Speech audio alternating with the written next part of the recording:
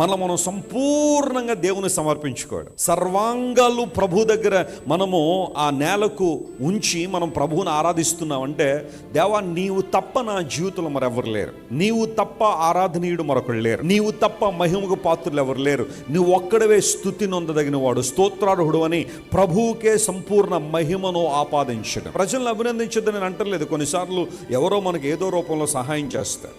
కొంతమంది మాట సహాయం చేసేవాళ్ళు ఉంటారు, కొంతమంది ఆర్థిక సహాయం చేసేవాళ్ళు ఉంటారు. ఏదైనా ఆధారంలో ఉన్నప్పుడు తామే మన దగ్గరికి వచ్చి కొన్ని సందర్భాల్లో మనతో ఉండి ఆ ప్రెజెన్స్తో మనకు సహాయం చేసేవాళ్ళు చాలామంది ఉంటారు. నేను ప్రజలను అభినందించొద్దు అని నేను అంటలేదు, కానీ సకల విషయాల్లో కూడా సర్వ ఘనత మహిమ ప్రభావం మాత్రం ఎవరికి చెందాలి? దేవునికి చెందాలి. ఎందుకోసం అంటే, since God is the controller of everything, sometimes God uses people to comfort you.